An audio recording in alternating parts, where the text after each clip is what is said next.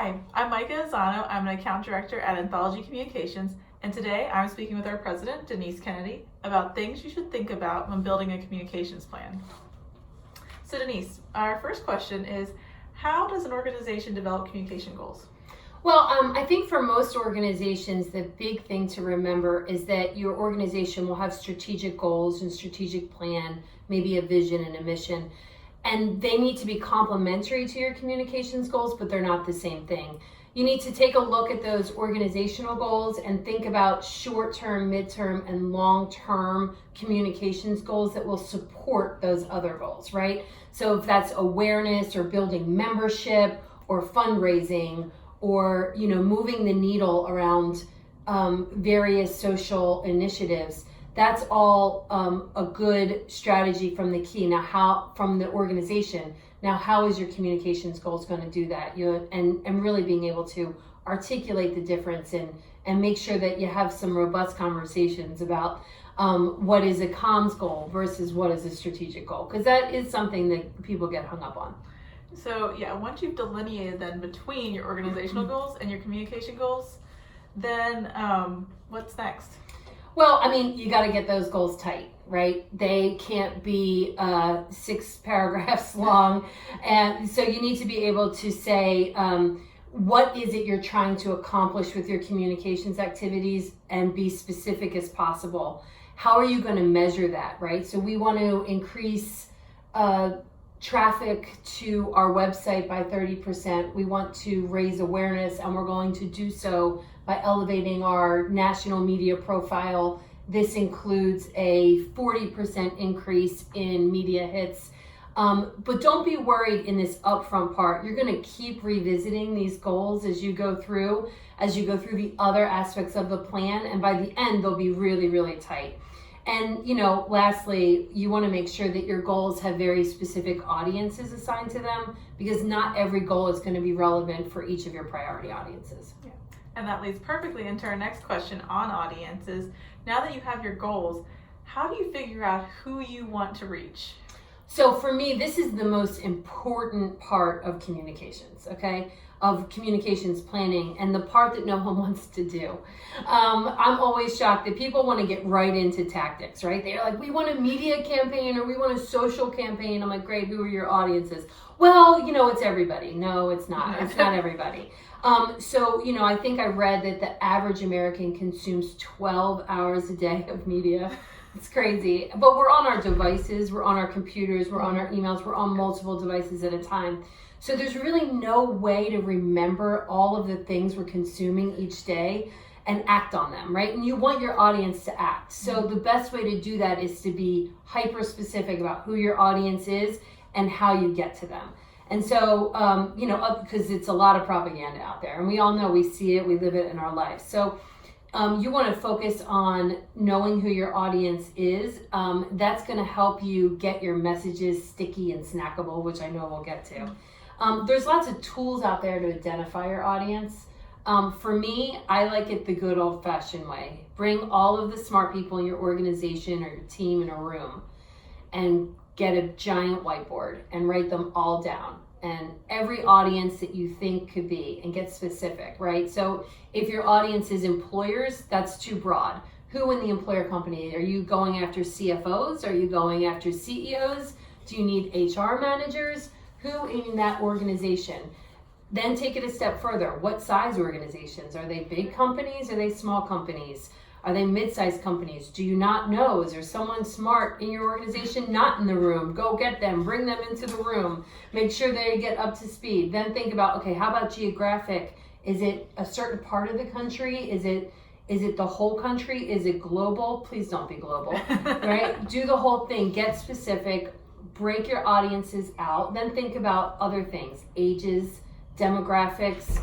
Are they mostly moms? Do they have kids? This is going to matter later down the line. It's going to matter because email might be the best strategy, or they're getting a lot of content, or you need to partner with the PTA because they all have child-age kids. You never know what the strategy is, so build all that work in the audience. This is the hard part. This should take you in a room 4 or 5 hours at least. And without it, you're going to be lost in the rest of the communications planning process. Yeah, and that goes and then that goes into our next piece with, now that we know who we're talking to, we need to figure out what we want to say to them. So how do you go about developing your content strategy? I mean, your content strategy needs to be rooted in your message strategy, right? So this is really where I say it's really important to spend time on goals and audiences, because you then want to design a message or content around your audience's needs. This is where we make the shift from you to stop talking about what you want people to hear about you and start talking about what they need to hear from you and what they want to hear from you and what they need to hear from you. They don't care about your message the way you want to say it. You have to meet them where they are. And that's the whole thing about content and content strategy, is meeting people where they are, when they're trying to get it, when they need it.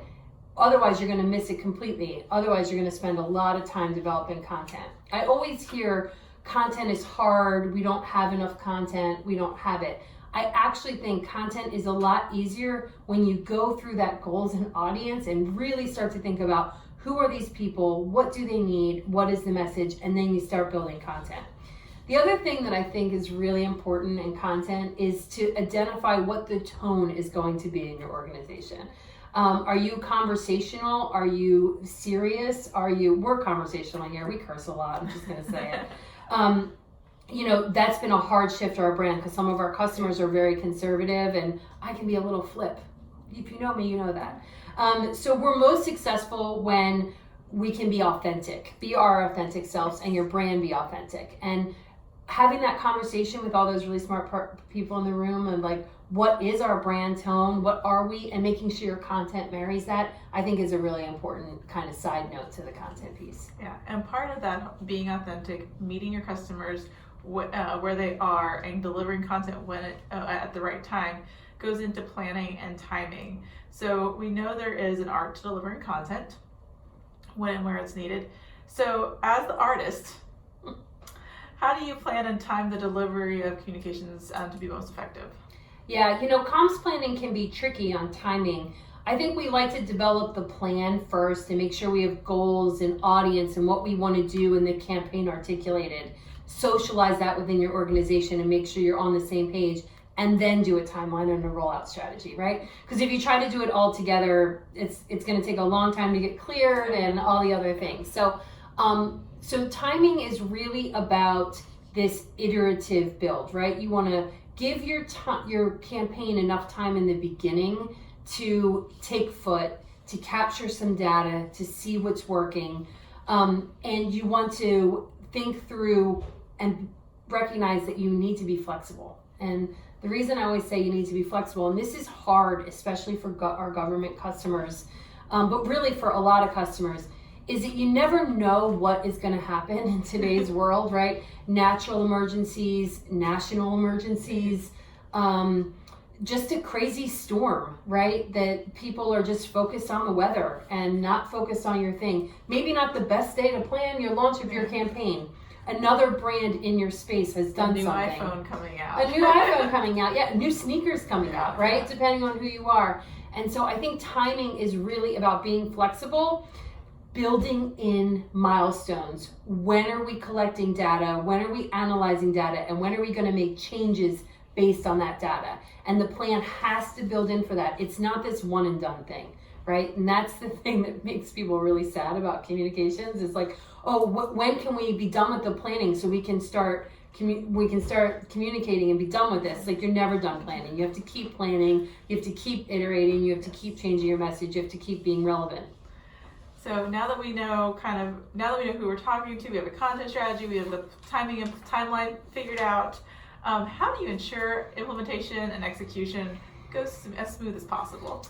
So I think this answer might surprise some people, is that where I feel that iteration is the hardest for folks is when they haven't upfront identified what their governance process is.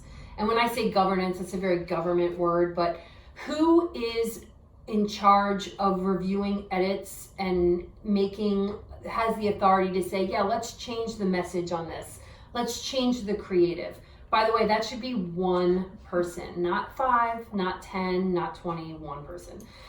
Because if you have to run this through 20 different layers of approval, we've all been there, all of us, then the iteration process isn't really iterating at the time and place when you need it to meet people where they are. If something does happen in the middle of your campaign and you have a really smart tie into it, you can't wait for 7 layers of approval. So you have to figure out that structure on your communications plan, whether that's how you work with your agency or how you work internally or how you run it through. Be able to make quick decisions to iterate.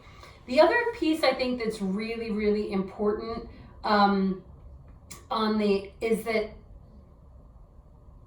it doesn't work if you are afraid to make changes, right? So I think that I always hear like, well, the campaign's been running for 6 weeks. Should we give it some more time?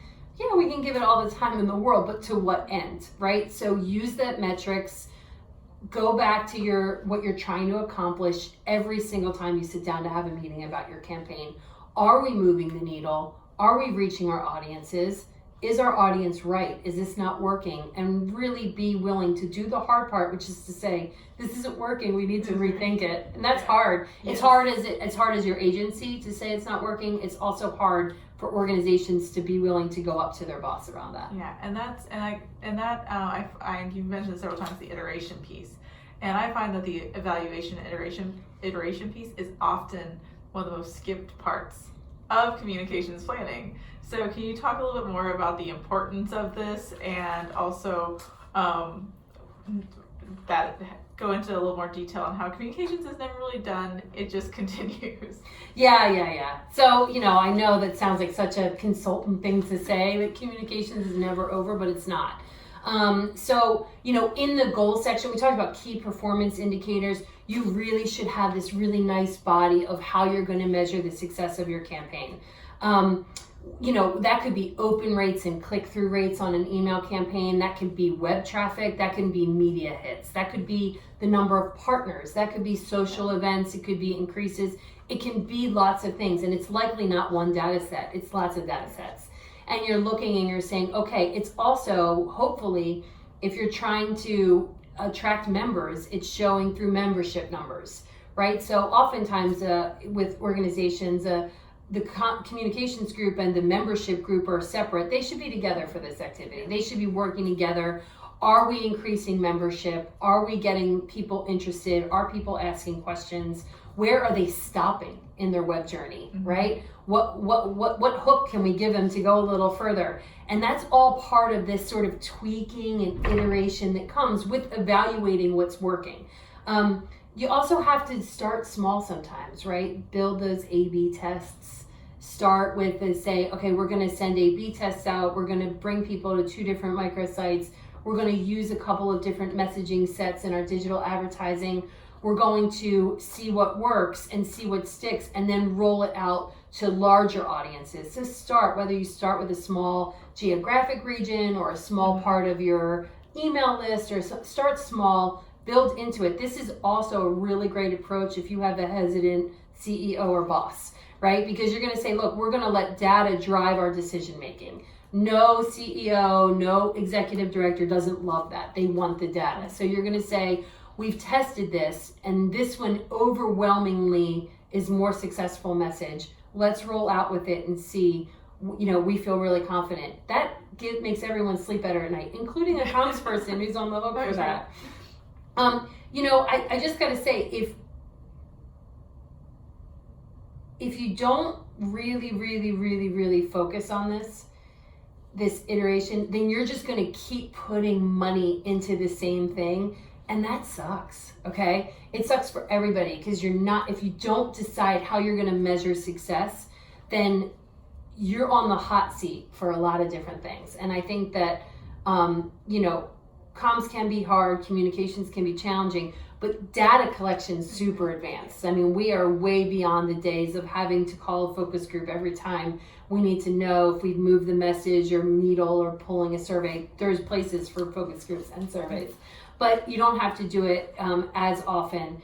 I think that iteration and evaluation is something, and it's not always in someone and your organization might be really into the analytics that you haven't thought of either. Yeah. So I think, look beyond your communications team if that skill set isn't there, and think about who in this office is really good at numbers and data collection, and find them, befriend them, bring them Starbucks and cookies, and ask them to help you if it's not your thing. That's how I learned. I bribe people with Starbucks and cookies. Yeah, I still bribe her with Starbucks.